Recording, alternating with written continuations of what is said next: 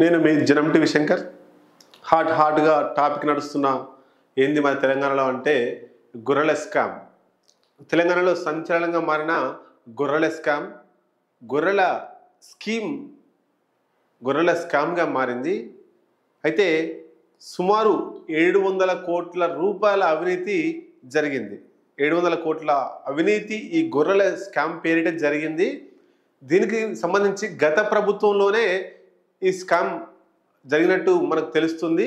అయితే పశుసంవర్ధక శాఖ అంటే గత ప్రభుత్వంలో పశుసంవర్ధక శాఖ మాజీ ఎండి రామచందర్, అట్లాగే మాజీ మంత్రి బీఆర్ఎస్ నాయకుడు తలసాని శ్రీనివాస్ యాదవ్, ఓఎస్డి అనే పేరు కళ్యాణ్, ఈ ఇద్దరిని కూడా ఈ విషయంలో అరెస్ట్ చేసిరు ఏసీబీ వాళ్ళు.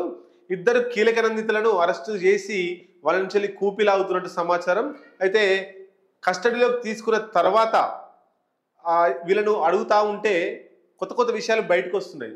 ఏం విషయాలు అన్నప్పుడు అక్కడ కొంతమంది కాంట్రాక్టర్లకు, బ్రోకర్లకు వీళ్ళు ఇచ్చిర్రు. దాని ద్వారా ఈ 700 కోట్ల అవినీతి జరిగినట్టు ముందుకు వస్తుంది.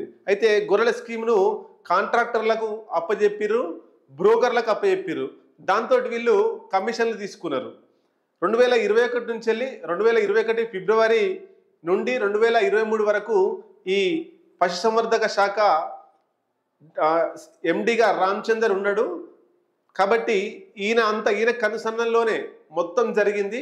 కాంట్రాక్టర్లకు, బ్రోకర్లకు ఇచ్చి కమిషన్లు తీసుకొని 700 కోట్ల రూపాయల అవినీతిని చేసిర్రు. బ్రోకర్లకు ఇచ్చి రామచందర్, ఈ కళ్యాణ్ ఇద్దరు కలిసి 2,10,00,000 పక్కదారి పట్టించారు. ఆ నిధులు పక్కదారి పట్టించారు. ఇది గచ్చిబౌలిలో కేసు నమోదైంది.